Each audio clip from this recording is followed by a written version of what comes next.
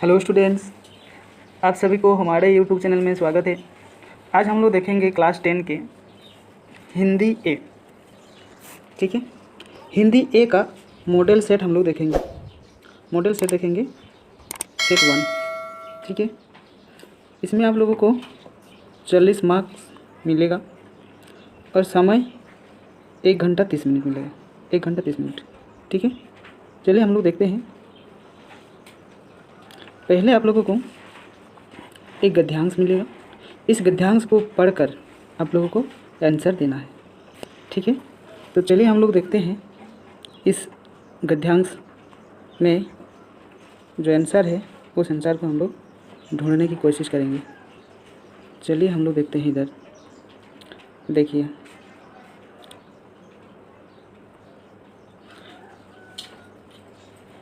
एक नंबर प्रश्न दिया हुआ है, मनोविज्ञान किसके लिए मापदंड बनाता है। तो इसमें आंसर दिया हुआ है, मनोविज्ञान बुद्धि, अभिरुचियों, संवेगों और समूचे व्यक्तित्व को आंकने के लिए मापदंड बनाता है। ठीक है, मनोविज्ञान क्या करता है? अभिरुचि। क्या करता है? अभिरुचि, संवेग और समूचे के व्यक्तित्व को, ठीक है, इसका मापदंड करता है। अभिरुचि का मतलब होता है कि कोई भी कार्य करने या करते समय हम लोगों को उस कार्य के प्रति एक करने का आवेग होता है, रुचि होता है। और संवेग होता है ये हम लोग जब संज्ञान में लेते हैं, कोई भी चीज़ को हम लोग क्या करते हैं? संज्ञान में लेते हैं, समझते हैं, दिल से, अंदर से, दिमाग से समझते हैं, वही होता है संवेग। समूचे व्यक्तित्व, इसमें होता है कि कोई भी व्यक्तित्व में उसकी भाव को समझते हैं हम लोग। ठीक है, यही चीज़ मनोविज्ञान में क्या करता है? समझाता है। ठीक है, उसके बाद दूसरा प्रश्न है, देखिए, बाल मनोवैज्ञानिक क्या करते हैं? बाल मनोवैज्ञानिक, हम लोग छोटे बच्चे को बाल मनोवैज्ञानिक कह सकते हैं, क्योंकि उसको कोई चीज़ सिखाया नहीं जाता है। वो अपने आप से बहुत सारा ऐसा कार्य होता है जो कि अपने आप से वो करने लगते हैं।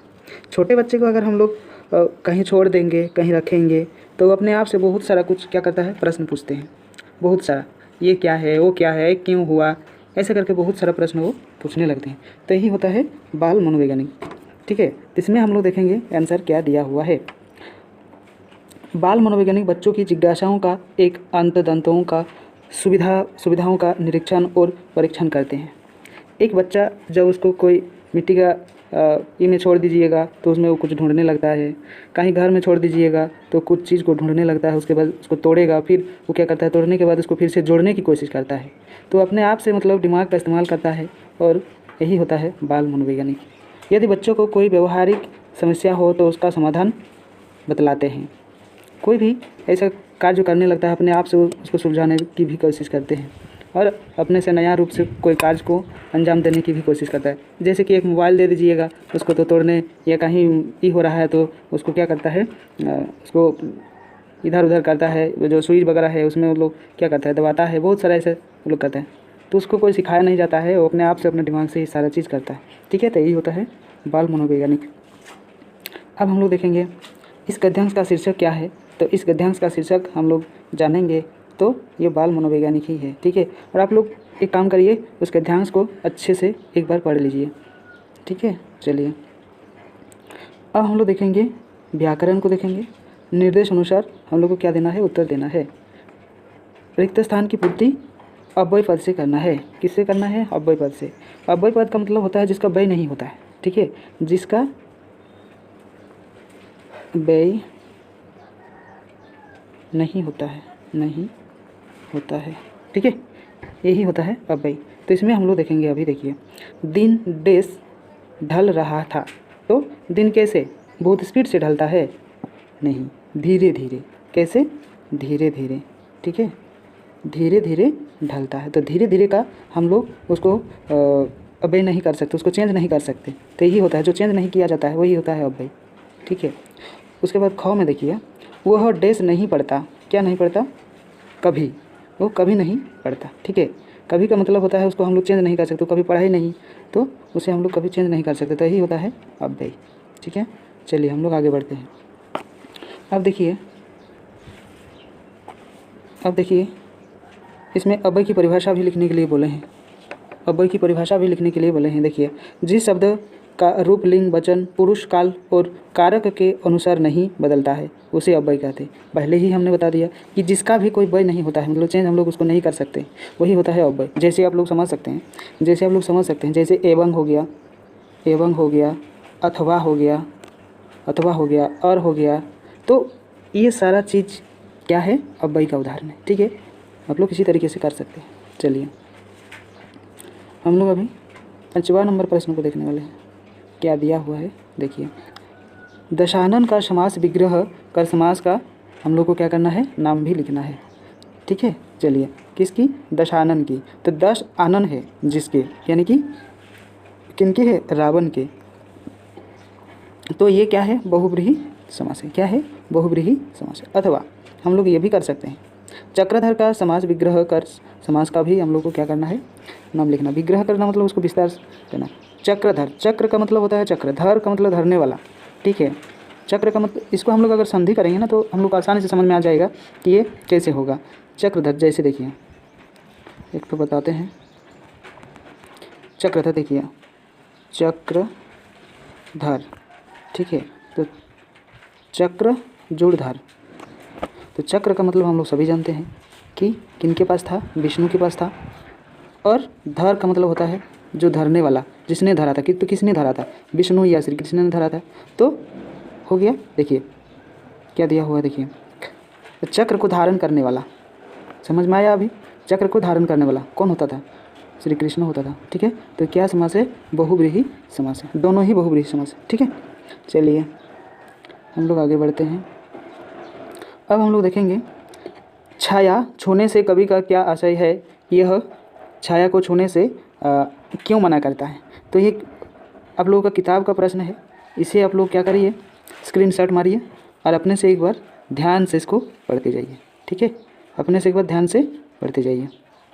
उसके बाद फिर से एक प्रश्न आया है, देखिए, हर चंद्रिका में छिपी एक रात कृष्ण है, इस पंक्ति का आशय स्पष्ट करें।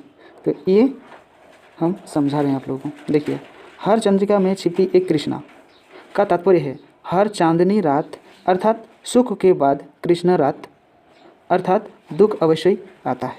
यानी कि दिन हो गया सुख, रात हो गया दुख, यानी कि दिन के बाद रात जैसे आता है उसी तरह सुख के बाद दुख आता है। ठीक है, सुख और दुख जीवन का अनिवार्य अंग है।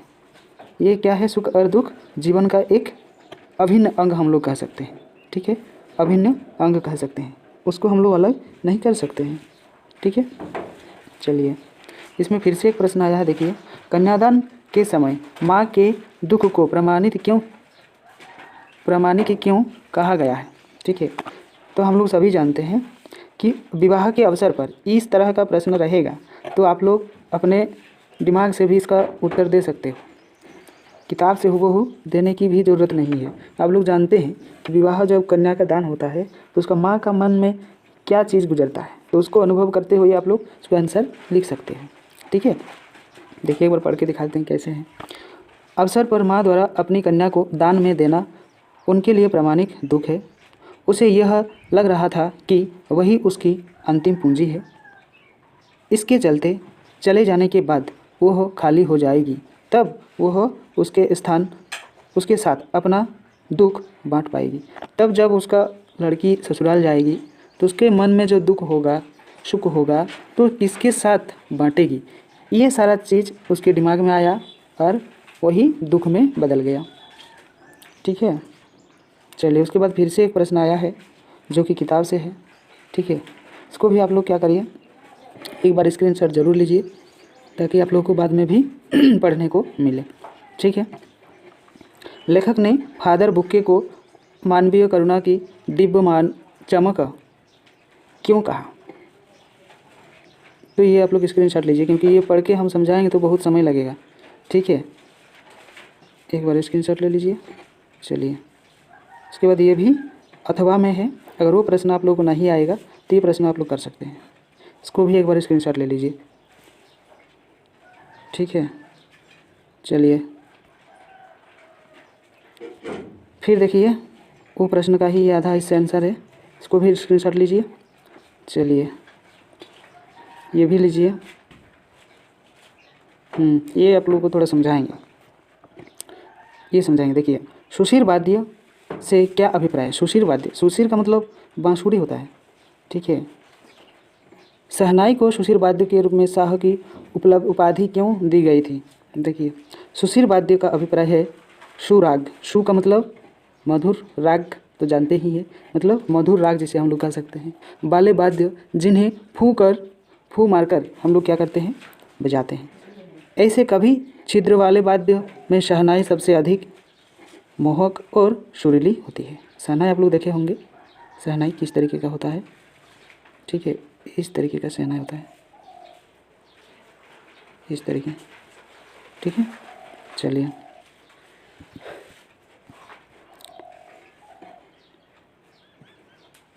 सुशीर वाद्य होती है, इसीलिए उसे शाहे नई अर्थात ऐसे सुशीर वाद्य का शाह कहा गया, ठीक है।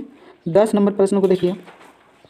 इसमें भी जॉर्ज पंचम की लाट नामक को पुनः लगाने के लिए मूर्तिकार ने क्या क्या प्रयत्न किए। ये भी है किताब का प्रश्न, आप लोग इसका स्क्रीनशॉट लीजिए और अच्छे से पढ़िए, क्योंकि ये याद करना ज़रूरी है, ठीक है। इसे समझने से काम नहीं चलेगा, याद करना भी ज़रूरी है इसे। फिर आएंगे हम लोग एक 5 नंबर वाला, 5 मार्क्स मिलेगा आप लोगों को इसमें से। इसे आप लोग मत छड़िए, ये छोड़िएगा मत कभी भी, ठीक है। चलिए, क्या है देखिए, अपने क्षेत्र में पार्क विकसित करने के लिए निगम अधिकारी को क्या करना है, एक पत्र लिखना है। तो इसे देखिए, दिनांक देना है, जैसे आप लोग 7/4/22 दे सकते हैं या 9 दे सकते हैं, जैसे भी एक डेट डालना है आप लोगों को। सेवा में क्या है, नगर निगम अधिकारी, सेवा में क्या देना है, नगर निगम अधिकारी रांची, ठीक है। विषय क्या है देखिए, विषय जो आप बनाना चाहते हैं वही होता है विषय। हाउंडिंग्स कॉलोनी में कोई भी कॉलोनी का आप नाम दे सकते हैं, यही देना है, ये ज़रूरी नहीं है, कोई भी दे सकते हो ये नाम, ठीक है। उसके बाद ये देना ज़रूरी है, मैं पार्क विकसित करने के संबंध में, ठीक है। ये जगह का नाम दे सकते हो, कहीं भी जगह का नाम होगा, महोदय। उसके बाद क्या होगा देखिए, निवेदन है कि मैं जिस जगह का आप लोग नाम देना चाहती हो, उस जगह बनाना चाहती हो, उस जगह में इसका नाम डालिए, का निवासी हूँ। हमारे कॉलोनी में या गांव में या शहर में होगा ये। मैं नगर निगम के पार्क के लिए खाली भूमि पड़ी हुई है। अगर पंचायत गांव होगा तो ये नगर निगम नहीं होगा, ठीक है, पंचायत होगा। अगर नगर में है तो नगर निगम होगा, ठीक है। और ये देना है, कॉलोनी अपनी जगह का नाम दीजिए। लोग उस कूड़ा कचरा फेंकते हैं, मतलब जहाँ आप बनाना चाहते हैं उस जगह का यहाँ विवरण देना पड़ेगा। हम चाहते हैं कि इस खाली भूमि पर हम लोग क्या करेंगे, हम स्वयं एक पार्क को विकसित और व्यवस्थित करेंगे। इसके लिए आपको अनुमति और विभागीय सहयोग चाहिए। विभागीय मतलब जिस विभाग से हम लोग को कुछ राशि मिलेगा। पार्क हम लोग ऐसे नहीं बना सकते हैं, उसमें बहुत सारा खर्चा भी होता है, तो उसके लिए अनुमति भी चाहिए और जिस विभाग का है उसका भी अनुमति चाहिए, ताकि कुछ राशि भी वहाँ से हम लोग को मिल सके। सहयोग करना चाहिए। हमारा निवेदन है कि आप किसी दिन हमारे साथ बैठक करें और पार्क को विकसित करने की योजना बनाई जाए, ठीक है। आशा है आप हमारा भरपूर सहयोग करेंगे। यहाँ आप लोगों का देना है भवदीय, यहाँ जो लिख रहे हैं पत्र उसका नाम देना है, प्रतिनिधि जहाँ बनेगा वहाँ नाम होगा यहाँ पे, ठीक है। चलिए, उसके बाद हम लोग आएंगे, अथवा हम लोग ये पत्र भी लिख सकते हैं। ये पत्र भी अथवा में दिया हुआ है, ये पत्र भी हम लोग लिख सकते हैं। जैसे कि छात्रावास में रहने वाली अपनी बहन को समय का सदुपयोग करने की सलाह देते हुए पत्र लिखे। समय का सदुपयोग, जैसे हम बांग्ला में एक ठो दिए थे कि अपनी बहन को एक पत्र लिखे, उसकी पढ़ाई कैसी चल रही है इस चीज़ के बारे में, तो लगभग एक ही चीज़ दिया हुआ है यहाँ पर भी। अपनी बहन को सदुपयोग, तो जहाँ हॉस्टल में रहती है उसकी बहन, तो क्या कर रही है, समय का सदुपयोग कर रही है या नहीं, इसके बारे में हम लोग को लिखना है, मतलब उसका सेम है, ठीक है। तो देखिए, अगर वो अच्छे से लिखी होगी तुम लोग तो फिर ये भी होगा।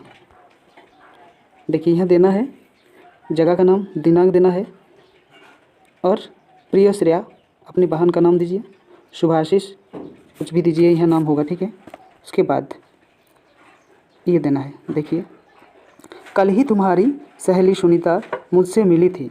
उसकी बातों से मुझे यह आभास हुआ कि इन दिनों मुझे या तुम समय का पूर्ण उपयोग नहीं कर रही हो।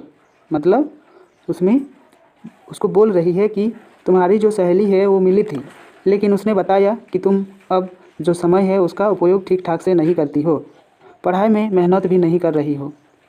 पढ़ाई में भी आप लोग मतलब पढ़ाई में भी जो समय देना चाहिए वो अब नहीं दे रही हो।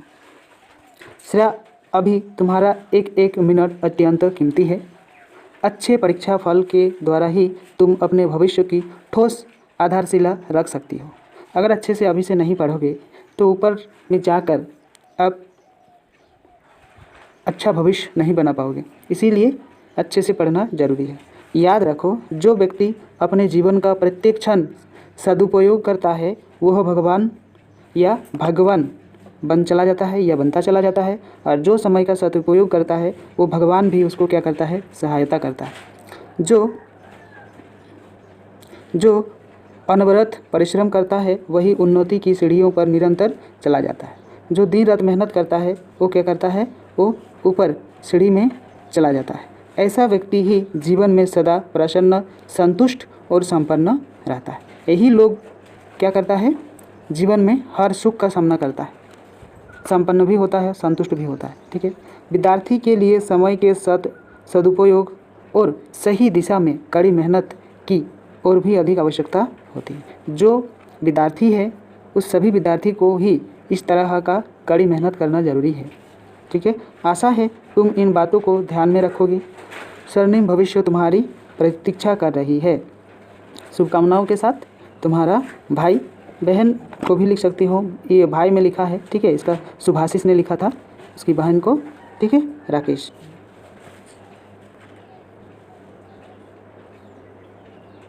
ठीक है, ये 5 नंबर आपके लिए, ये 5 नंबर का था। ठीक है, इसे आप लोग ध्यान से रखिए, ध्यान से एक बार पढ़िए एक दो बार, तभी आप लोग लिख पाओगे, या घर में एक दो बार प्रैक्टिस भी करिए। अब आएंगे हम लोग, देखिए ये भी बहुत इंपॉर्टेंट है। दिए गए संकेत बिंदुओं के आधार पर निम्नलिखित में से किसी एक का पर निबंध लिखें। मतलब छोटा मोटा एक निबंध आप लोगों को पैराग्राफ लिखना है। कोविड से सुरक्षा, कोविड से सुरक्षा आप लोग किस तरीके से ले सकती थी या अभी भी ले सकते हो, इसके लिए एक निबंध लिखना है। ठीक है, देखिए संकेत बिंदु कोविड क्या है, सुरक्षा के उपयोग, उपाय, लापरवाही का नतीजा और निष्कर्ष, ये चीज़ आप लोग को देना है। ठीक है, क्या है, देखिए कोविड क्या है। तो कोविड क्या है, देखिए कोरोना वायरस एक वैश्विक महामारी है, हम लोग जानते हैं, जो कि 2019 में आया था। कब आया था, 2019 में। ठीक है, दिसंबर में 2019 में ये बीमारी आया था। ठीक, चलिए बाकी देखते हैं। देखिए यह एक ऐसा संक्रामक रोग है जो बहुत तेज़ी से संक्रमित व्यक्ति से अन्य लोगों में फैलता जाता है। इस वायरस के संक्रमण के कारण विभिन्न देशों की अर्थव्यवस्था, जनसामान्य का जीवन पूर्ण रूप से प्रभावित हुआ है। इस वायरस से संक्रमित व्यक्तियों को 14 दिन के एकांतरवास में रखने का परामर्श दिया जाता है। मतलब उसको 14 दिन एक अकेला एक कमरा में रखा जाता है। ठीक है, ताकि संक्रमित व्यक्ति अन्य व्यक्तियों के संपर्क में न आए और अन्य लोगों को इसके संक्रमण से बचाया जा सके।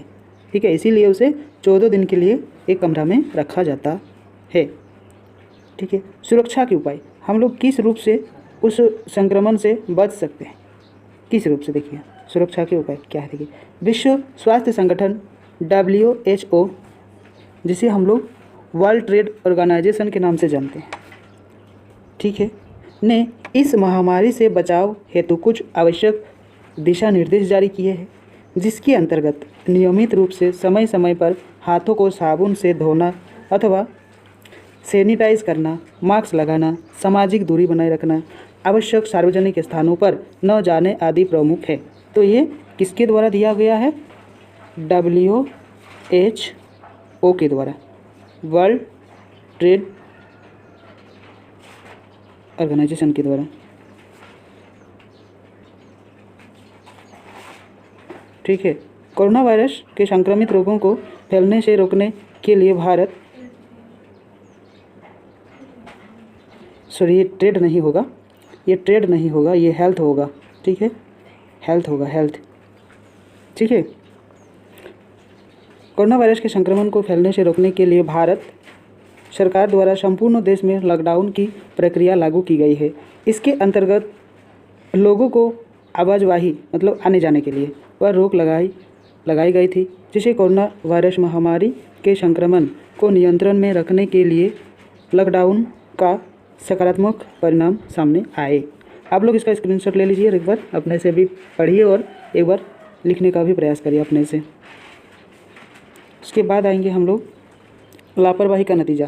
अगर हम लोग उस चीज़ को अनदेखा करेंगे जो WHO के द्वारा बताया गया है, उसको अगर हम लोग क्या करेंगे, अनदेखा करेंगे, वर्ल्ड हेल्थ ऑर्गेनाइजेशन के द्वारा ये निर्देश जारी किया गया है, तो अगर उसको हम लोग क्या करेंगे, अनदेखा करेंगे, तो उसका परिणाम क्या हो सकता है, इसके बारे में भी तुम लोग को लिखना है, ठीक है। चलिए देखिए, यह एक बेहद खतरनाक संक्रमण है जो आमतौर पर दिखाई नहीं देता है। कोरोना से अब तक पूरे विश्व में लाखों लोग प्रभावित हो चुके हैं, फिर भी लापरवाही कर रहे हैं। कितना लोग मरे हैं, कितना लोग प्रभावित हुआ है, लेकिन फिर भी उससे कोई सबक नहीं सीखी है और भीड़ भाड़ वाले जगहों में जाने से मान नहीं रहे हैं, सोशल डिस्टेंसिंग का पालन नहीं कर रहे हैं। इसका नतीजा यह होता है कि कोविड संक्रमण की संख्या दिन पर दिन बढ़ता जा रहा है। यही होता है इसका लापरवाही का नतीजा, ठीक है। अब हम लोग देखेंगे निष्कर्ष में क्या है। कोरोना एक जानलेवा बीमारी है जो कभी भी और किसी को भी हो सकता है, इसीलिए बच्चों को भी समझाइए कि हाथ धोने की आदत उन्हें सिखाइए और इस बीमारी को दुनिया से ख़त्म करने की जंग में एक बहुमूल्य योगदान अपना भी देना जरूरी, ठीक है। अब देखिए यहाँ सरहुल के बारे में दिया हुआ है, ये भी बहुत इंपॉर्टेंट है हमारे झारखंड के लिए, ठीक है, ये भी बहुत इंपॉर्टेंट है हमारे झारखंड के लिए। तो इसका आप लोग, ये एक पर्व है, इसके बारे में आप लोगों को लिखना है, तो इसको आप लोग क्या करिए, एक स्क्रीनशॉट मारिए और अपने कॉपी में तुरंत नोट डाउन कीजिए और अपने से 1-2 बार इसका प्रैक्टिस करते जाइए, ठीक है। एक बार इसका भी लीजिए, ठीक है, इसका भी लीजिए। क्यों मनाया जाता है सरहुल, ये सारा चीज़ इसमें भी लिखा जाता है, लिखना है। निष्कर्ष लिखिए और लास्ट में एक 5 नंबर का आप लोगों को आता है, ये बहुत बढ़िया है, आप लोग इसको भी कर सकते हैं। विज्ञापन को आप लोगों को लिखना है, विज्ञापन, ये 5 नंबर आप लोग को आसानी से दिलाएगा, ठीक है, बहुत आसानी से, ये 5 नंबर आप लोग को बहुत आसानी से दिलाएगा, ठीक है। इसको भी आप लोग स्क्रीनशॉट लीजिए और 2-4 बार इसका लिखने का प्रयास कीजिए, ठीक है। तो चलिए हम लोग इस वीडियो को यही ख़त्म करेंगे। जो स्टूडेंट इसमें नया जुड़ा हुआ है वो लोग इस चैनल को पहले सब्सक्राइब जरूर करें और वीडियो अच्छा लगा है तो एक लाइक ज़रूर करें और अपने दोस्तों को भी इस वीडियो शेयर करें ताकि उसको भी इसका लाभ मिल सके। ये वीडियो पूरा देखने के लिए आप सभी को